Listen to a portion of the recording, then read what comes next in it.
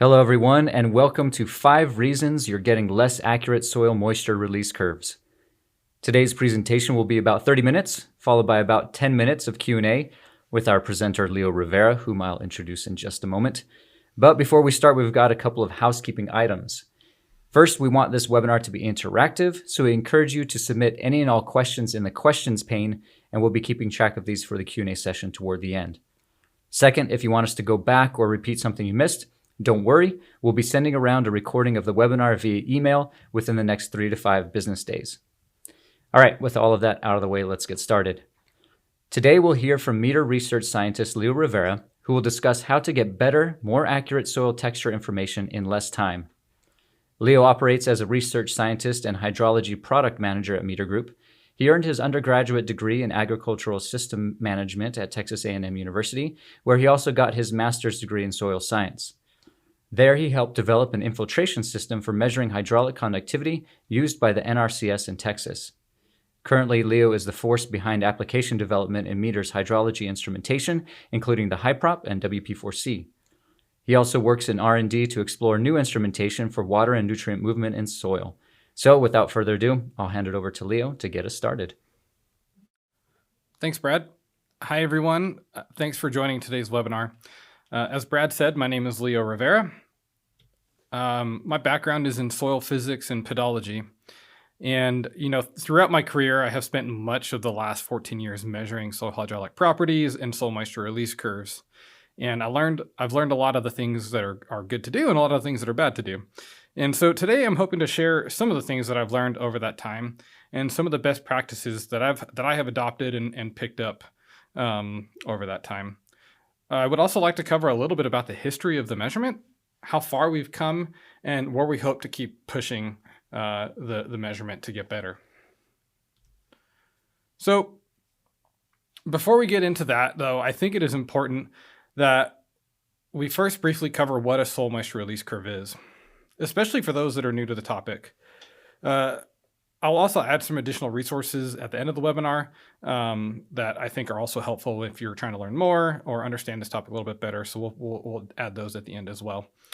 Also, I get the feeling that I'm going to say soil moisture release curve a lot today. So if you wanted to play a little game, you could keep track of how many times I say it. That might make listening to the webinar just a little more fun. So let's keep going. So when thinking about what a soil moisture release curve is, it's important to consider the 2 variables that are necessary to describe the state of matter or energy in the environment. Those variables are the extensive variable, which describes the extent or amount of energy, amount of matter or energy, and then the intensive variable, which describes the intensity or quality of matter or energy. In that light, a soil moisture release curve describes a relationship between volumetric water content, which is the extensive property, and water potential, which is the intensive property of water and soil. Typical factors that impact that relationship include soil texture, bulk density, organic matter, structure, and various other factors. But we don't need to dive too deep into that. So essentially, when you think about it, a soil moisture release curve is a lot like a fingerprint for soil. So that's great. So we know what a soil moisture release curve is, but why are they important for us to understand and measure? Understanding the soil moisture release curve and the intensive and extensive state of water and soil are really critical in unlocking our understanding of many things, including how water is stored in soil, how available that water is for primary productivity of crops and microorganisms, and knowing how water and solutes will move in soil. So understanding this really is key if you're interested in optimizing water use for crops or modeling soil hydrology. And let's dive a little deeper into one of those key areas and how we can use that to make irrigation decisions. On the right, you will see a chart that shows the optimal water potential ranges for various types of plants. What you see is different plants have different optimal ranges for growth. For example, we know potatoes' optimal range is -30 to -50 kilopascals. And grapes' optimal range during the early season is -40 to -50 kilopascals, And then during maturity, that changes to being below minus 100 kilopascals. And if we're only looking at water content, it is hard to tell if we are maintaining conditions within that optimal range. This will change across different soil types. But if we combine the information that we can gain from a soil moisture release curve, we can find that optimal range and determine how much water we need to apply during our irrigation cycles to stay within that range.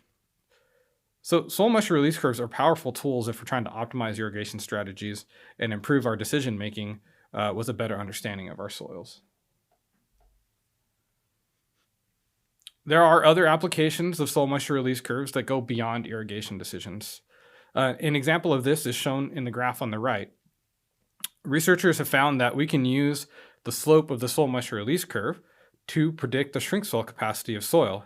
Here we have different soil types with a range of shrink soil capacities or COL values or coefficient of linear extensibility. And the slope correlates with how expansive the different soils are. We've also found that the dry end of the soil moisture release curve can also help us predict cation exchange capacity and soil-specific surface area. There's still a lot of research happening in this area, and more publications are coming out, especially in the geotechnical engineering realm.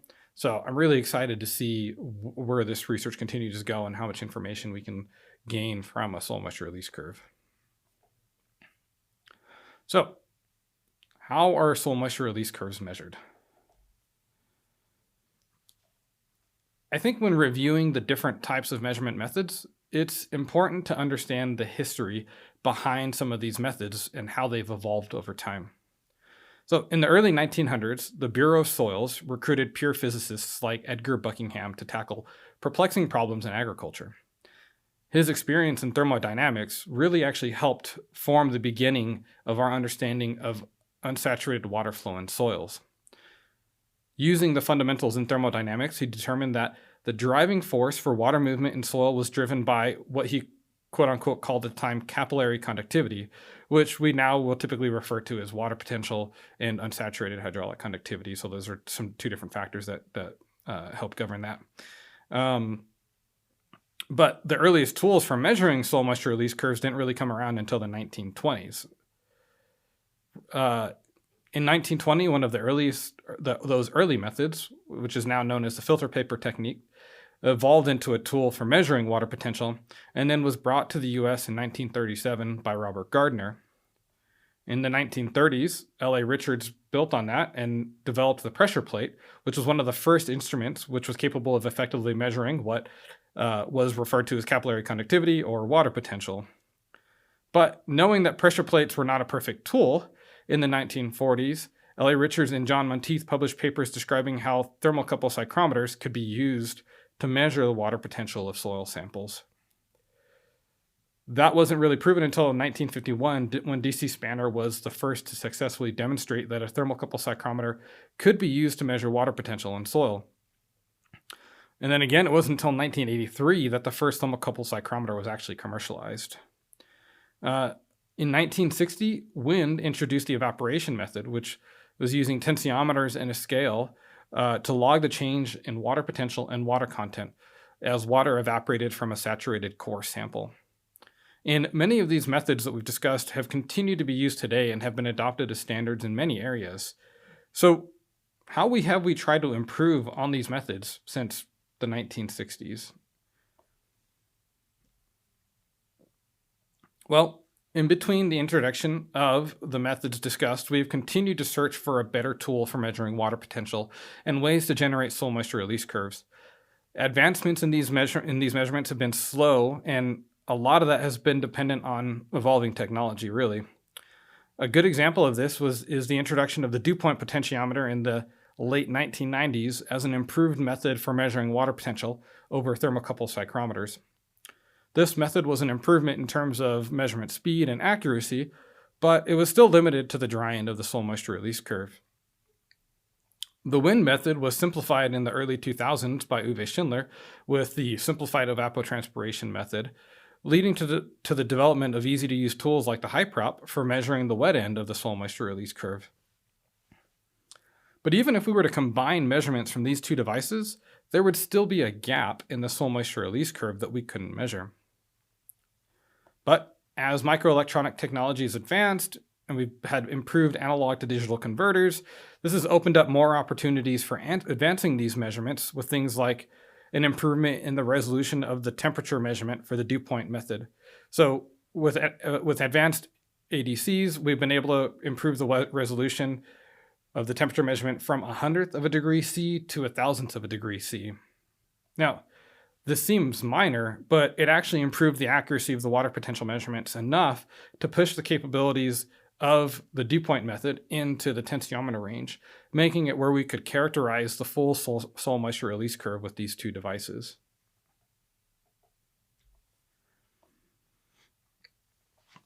I would say we still have a long way to go in our search for the perfect water potential measurement. Here we see a chart that shows some of the methods we discussed, along with some other field and laboratory methods that are commonly used. The reason I bring this up is that it shows us that there still isn't one device that can measure the full range of the soil moisture release curve. So the search will continue on. So now that we've covered some of the different methods for measuring soil moisture release curves, let's talk about some of the factors that impact accuracy.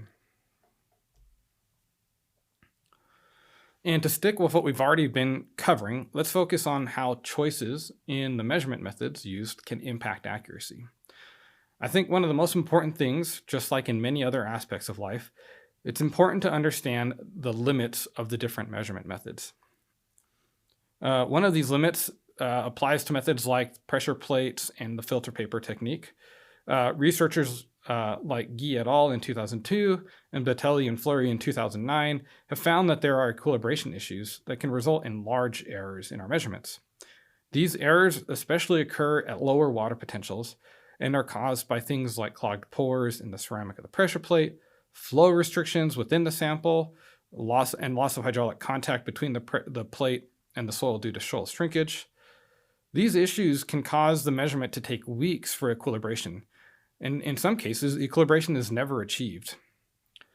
Another limitation, which is primarily caused by how long measurements can take, is the lack of measurement points to cover the entire curve.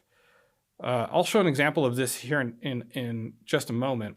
And I bring this up because I think it's important to remember that no method covers the entire range, and most methods have ranges that they will perform optimally. So it's important to choose the right tool for the range you need to measure. And one last limitation that we might overlook is how do we account for the spatial variability of soils?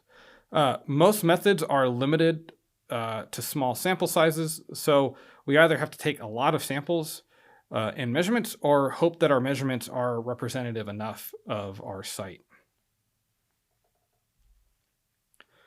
There are other factors as well to consider that can impact the accuracy of our measurements. Some of those factors are related to the physical and chemical traits of soil.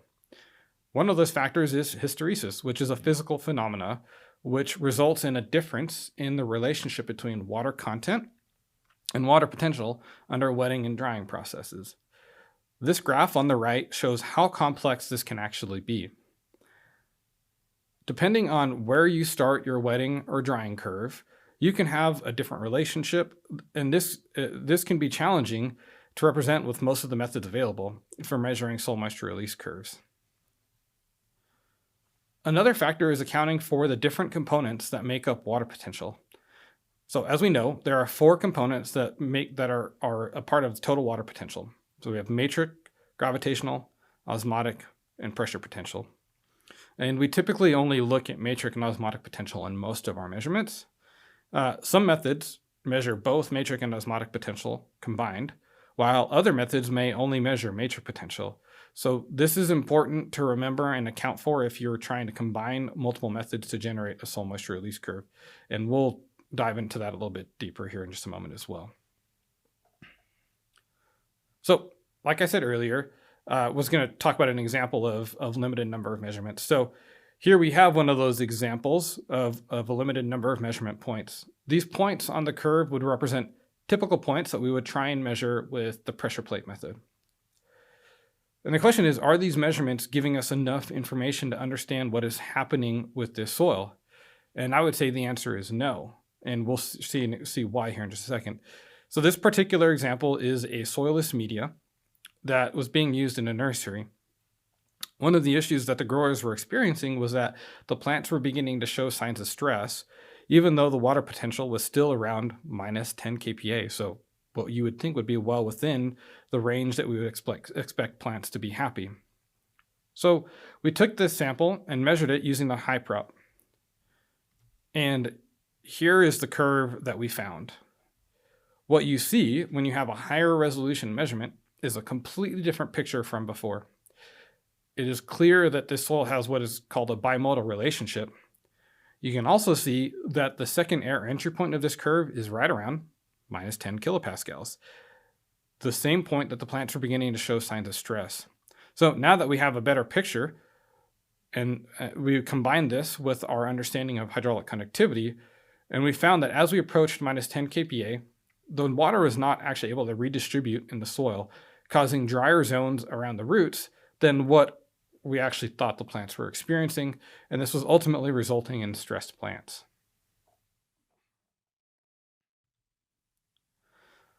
So now that we've talked about all of the potential issues and things to look out for, how can we go about getting the best measurements? So let's go over some of the best practices that we have found for getting accurate measurements. One of the first things I would focus on is knowing which properties are critical. What is the range of water that we actually need to measure to be successful? I'd say this is especially important when looking at different soil types. The graph on the right shows two different soil moisture release curves, one for a fine textured silt loam soil and another for a coarse textured loamy fine sand. And what you see with the coarse textured soil is that the majority of the water is held in the soil between 0 and minus 100 kilopascals. Knowing this, we could focus our measurements on the wet range and stick to one method like the hyprop. The finer textured soil, however, is better served with using two methods to fully characterize a curve, like the hyprop and WP4C, because with one method, we're still missing a large portion of the soil moisture release curve, so we need to make sure we characterize that whole curve. This same concept is true when looking at soilless media versus mineral soils. In most cases with soilless media, the majority of the water is held in the wet range, and we can focus our measurements there. Moving on from that, let's focus on how we can account for hysteresis in our measurements. First, it is important to know whether our method you are using is measuring on the wetting or drying curve, or is it capable of measuring both? So, for example, the evaporation method, as you probably guessed by its name, is only capable of measuring on the drying curve. And if we were trying to combine an evaporation-based measurements from a tool like the hyprop with a vapor pressure method like the WP4C, which is capable of measuring on both a wetting or drying curve, then we would want to make sure when preparing our samples for the WP4C, we are doing this based on a drying curve. Because if you were to prep those samples on a wetting curve, you could wind up with an example like we see in the graph here on the right, where those curves don't actually match up because of the measurements on a wetting versus a drying curve. So just something to take into account. Other issues that can cause curves to not line up is osmotic potential. The graph on the right shows how osmotic and matrix potential impact total water potential. What it shows is that the osmotic potential becomes more dominant as we approach the wet range of the soil moisture release curve. And this becomes a bigger factor when soils that have higher amount of salts. This becomes a bigger factor with soils that have a higher amount of salts present. Some methods will only measure the matrix component, while other methods are measuring the osmotic and matrix potential components. So when we're trying to combine these measurements from these different methods, it can be hard if these soils have a higher amount of salts present, and this is something we need to take into account. And the best way to deal with this issue is to correct for osmotic potential by measuring the saturated extract EC of the soil sample.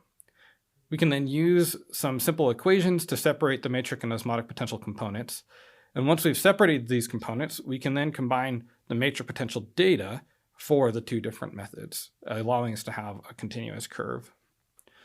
I'm not going to spend a lot of time on the exact details of how to make some of these corrections because we have better write-ups that we can send out.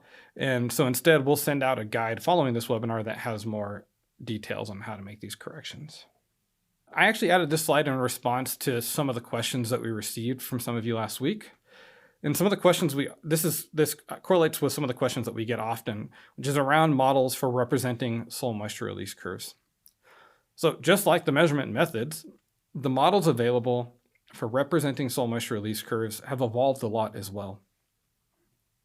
And so how do we choose the right model? There's a lot of options out there. Well, that really depends on what model best fits your data, because I would say that not one model will fit all types of data. So a good example of this is shown on the right. This is the soil that we showed earlier, which has those bimodal characteristics. So we can't use one of our standard, like for example, Van Geneuchten equations to fit this set of data. So we need to choose an equation that is meant for a bimodal soil, which there are options out there. So I also think it's important to consider whether or not theta R or residual water content is still relevant. And you can kind of see what this might look like in the graph on the right because we don't have dry end data to fit that, but this model uses theta R, which so theta R is based on the concept that the soil can only dry to a minimum water content. This is a common term used in many models, including the Van Geneuchten equations like the one shown here. But what we have found through the advancement of technology and through our improved understanding of soil physics is that this is not true. Soil can dry to a true zero water content, typically around if you're talking in terms of PF, around a PF of 7. And we need models that represent that fact. Models like the Fredlin-Zing and the PDI variants, which is the Peters and Durner variants of the Van Geneuchten equation, actually better represent this concept. So we might want to choose those to have a better interpretation of the dry end data in our model. And another factor to keep in mind is how complex of a model are you actually okay with using. As models have been optimized to better fit some of the complex shapes of these curves, the models have become more complex as well. So it can make it harder to implement and interpret some of these models. Depending on how you plan to use them, you may not need to add some of the complexity. So you might choose one of the simpler models if you don't need it to fit your data as well. These are just all things, some of the things that you need to think about when you're looking at models. So to close things out, I'd like to summarize all of this with a real world example. This past summer, we were working with a research group running some plant breeding studies outdoors. These plants are being grown on a clay loam soil, and the typical reference evapotranspiration during the summer is 6 to 7 millimeters per day. Last year, they irrigated these plants with the following irrigation scheme. They irrigated with a flow rate of about 0.5 liters per hour, cycling at 30 minutes on and 30 minutes off, and running that for about 2 to 3 cycles. So this comes out to really less than 1 millimeter of water per day being added. And we already saw that we have 6 to 7 millimeters per day of reference evapotranspiration. But they had really good results last year. So they ran the same irrigation scheme this year and had completely different results. The plants did not grow nearly as well this year, and measurements showed that they were severely stressed. So what went wrong? Well, they didn't really take into account the soil properties and the fact that last year the soil was able to retain a lot of water with a strong spring recharge. This year, there was not nearly as strong of a recharge during the spring, and we had a really dry, hot summer, which resulted in this irrigation scheme not being sufficient for the soil type and for these plants. They could have better designed their irrigation scheme if they had better taken into account the soil properties and some of the environmental factors that came into play this year. So I hope you found the information in today's webinar helpful. If you're looking for additional resources on soil moisture release curves or water potential and water content in general, we have our Soil Moisture Masterclass series of webinars available on demand to watch. Two in particular that I think are helpful are Soil Moisture 201 and Soil Moisture 202, which are good webinars to watch if you're looking for more information, specifically on the topics we discussed today, which is soil moisture release curves and choosing the right water potential device. Thanks again, and now let's try and address some of your questions. All right, thanks, Leo. And yeah, we'd like to use the next 10 minutes or so to take some questions from the audience. Thank you to those who have already submitted questions. There's plenty of time to submit your questions. We'll try to take as many as we can before we need to finish. If we do not get to your question, Leo or somebody else from our meter environment team will be able to get back to you via email, the email that you registered with, to answer your question directly. So feel free to submit any and all questions, and we'll try to get to as many as we can. Leo, really quick, I wanted to pull this up here. It seems that we have an audience that is pretty varied on their understanding of soil physics in general. Yeah. Could you do just a quick definition of the four subsets of potential? So the matrix, osmotic, gravitational, and pressure. Yeah. Just to give a good foundation before we move on in the questions. Yeah. So the components we talked about: gravitational potential, matrix, osmotic, and pressure potential. So pressure potential actually only comes into play during saturated conditions, and so in most states, not something that we really need to measure. It's the pressure that's being created by the water table. And then the gravitational potential is actually based on your position in a gravitational field. So say, for example, I'm trying to extract water at 1 meter below the surface. Not only do I have to overcome the energy that the water is being retained by the soil, I actually also have to make up for how far I have to pull that sample up in relation to the gravitational field. And then matrix potential is primarily governed by the structure of the soil and the actual physical bonding of how the water is retained in the pores, and whereas the osmotic potential is mostly due to the chemistry and the amount of salts in the soil. So those are just some of the main factors that impact water potential. All right. Hopefully that helps for those of you that were asking about a general overview of potential and its various components. Here's a question. Do measuring instruments drift in any way if you're using different substrates? So it could be soilless media or various types of soils. And then do these measuring tools need to be calibrated at what frequency if you're changing different substrates? Yeah. So if you're measuring water potential in particular, they shouldn't. So it should be independent of substrate. There are some factors that can be more important, especially if they're instruments that need good contact, like tensiometers. That can be a substrate issue. But the beautiful thing about water potential is it in theory should be substrate agnostic, and it's just an energy state measurement. But instruments can drift, and depending on the type of device, may need calibration. So, but we have, for example, dew point methods have salt standards that we can use to calibrate the device, and some of the measures, things like tensiometers, are pressure-based measurement, and we can calibrate the pressure measurement to make sure it's still accurate. Right. Another question. They're wanting to know how best to wet samples. So in this case of a dominantly sandy soil to obtain good range for the soil characteristic curve. But I guess this could be for any type of soil, not just sandy soil. Well, one of the biggest things you want to take into account when you're trying to wet your samples is not having trapped air in the sample. So you always want to wet from the bottom up of the sample, and it's often recommended to use deaerated water. And also you want to make sure you're using water that has an appropriate chemistry, because if you're using water that doesn't have an appropriate chemistry, you may impact your measurement. But yeah, those are things that you want to take into account. And then the best thing to do that I've found is to bring the water level up just to the bottom of the sample and allow it to start wetting the sample. And depending on the type of soil, you might let it sit for 10 minutes. And for finer textured soils, we might let it sit like that for an hour. And then we'll bring the water level all the way up just to right at the bottom of the sample to saturate it that way. And it with some really fine textured soils, it also might help to put the whole system under vacuum to help saturate the sample a little bit faster. But it all depends on how fast the sample can take up water. All right.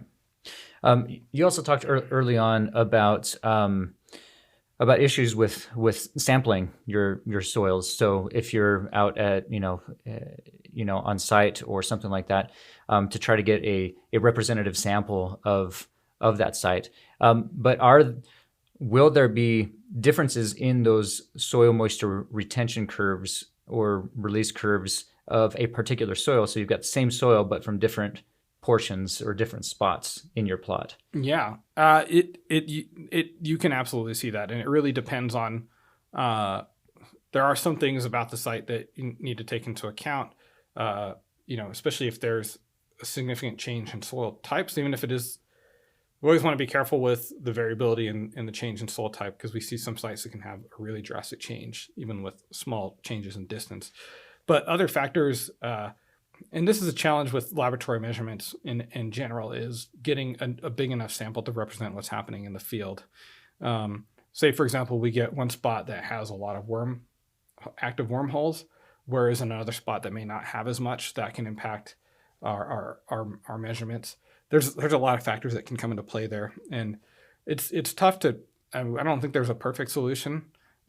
Typically, the best way to go is to at least have enough replicates to at least 3 in most cases to help account for some of that. But also you've got to make sure your sampling scheme is designed well around the site. There's a lot that comes into play there. Yeah. And so if they're also concerned with change over time or from season to season, is that something then that you'd suggest they are taking a sample in the same spot each season or each year? Yeah, and there are some factors that we've seen. Actually, it's not relevant to water potential, but hydraulic conductivity, for example, we know has seasonal changes, and so it is important to measure with those seasonal changes. And I would say it's probably the same for these, especially if you're seeing changes in degrading root channels or whatever. There's a lot of those things that you might want to try and take into account. All right. Somebody was asking for a recommendation of sensors that combine osmotic and matrix potential. Yeah. And will cost be an issue with this? Well, I'm wondering if you're probably referring to field sensors for doing this. And there's really not many good options for the field, for making this measurement in the field. The one approach that a lot of people are taking actually is using matrix potential sensors to get the matrix component. And then if you take a water content measurement that has an EC measurement as well, you can determine what the pore water EC is. And if we can measure the pore water EC, you can use that to determine what your osmotic potential is and your potential for osmotic stress. So. All right. Okay, here's one. It's kind of more of an application specific, but I think it might be interesting to kind of discuss this one. So this individual is concerned. They're watering in pots, and they're trying to keep a certain moisture content, 40 to 50% moisture content. But they're also wanting to get some runoff so that they can build up nutrients, or to reduce nutrient buildup. But they're not getting as much runoff, even though it's 50% water content. So there's some water potential. Might be able to answer some of those questions. Yeah. Can you help him understand how to achieve this without oversaturating? Yeah. Pots are challenging because you have a capillary barrier essentially. So it actually increases the water holding capacity of the material. So actually, I would say one of the best things to do is to measure your soil moisture release curve and know what that curve looks like, because then you can determine what your total water holding capacity is for the pot. And then when it comes to irrigating to cause flushing, it just has I'm not an exact expert on this exact process, but when you're talking about trying to do that, you have to know how much water you need to add to hit that, and then how much time you need to have dry back so it's not staying saturated. so it'll dry back, and uh, um, you're not running the risk of keeping the soil too wet. And the best thing probably to do is to do this intermittently. So have your normal irrigation scheme where you're keeping it in that optimal range, and then occasional higher intensity irrigations where you're trying to flush out some of the nutrients. All right. Do you have any suggestions for how to get data from the near saturated range of soils? Yeah. I guess this depends a little bit on if you're trying to do this in the field or in the lab. The best tool in the field for getting water potential data and doing this type of measurement is a tensiometer. There's nothing more accurate than a tensiometer for the field-based measurements. In the lab, some of the better tools would include something like the HyProp, because that's going to give you better data near saturation. But there are also other tools like hanging water columns, which we didn't discuss today, and sandboxes, which are harder to find, but I know those also work for that as well. It really depends on how much you're trying to control it and what you have available. But there are some options out there. All right. Looks like we've got time for maybe one or two more questions here. This person's working with soil surfactants.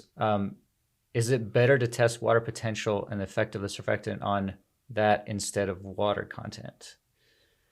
Ooh, that's a good question. I'm going to say water potential probably is going to be more helpful because, again, you're measuring the actual energy state, and it's hard to tell how the surfactant might impact that if you're not measuring it. And yeah, I'm not an expert on surfactants, but if you can directly measure the energy state of water, then you know always what's happening. And regardless of the impact of the surfactant, you're going to know what the major potential is. All right. Hopefully that's helpful. If not, then we can get back to you Yeah. again. Let's see. I think that's going to do it for us today. Again, please feel free to reach out to Meter Group. We have quite a few resources and instrumentation to be able to help you in working with these soil moisture release curves and water potential, both in the field and in the lab. So again, feel free to reach out. Leo's offering his personal email. Yeah. I might regret that. with his LinkedIn and Twitter handle as well. So feel free to reach out, and you can ask. I will volunteer. You can ask him any and all questions about that. We hope you have appreciated this discussion. We've enjoyed it here. There were a ton of questions that we did not get to. So again, Leo or another specialist from our Meter Environment team will be able to get back to you via email to answer your questions. Yeah, we've got dozens here that we did not get to. Please consider answering the short survey that will appear after this webinar is finished, just to let us know what types of webinars you'd like to see in the future. And again, for more information on what you've seen today, visit us at metergroup.com. And then finally, look for the recording of today's presentation in your email and stay tuned for future Meter webinars. Thanks again, stay safe, and have a great day.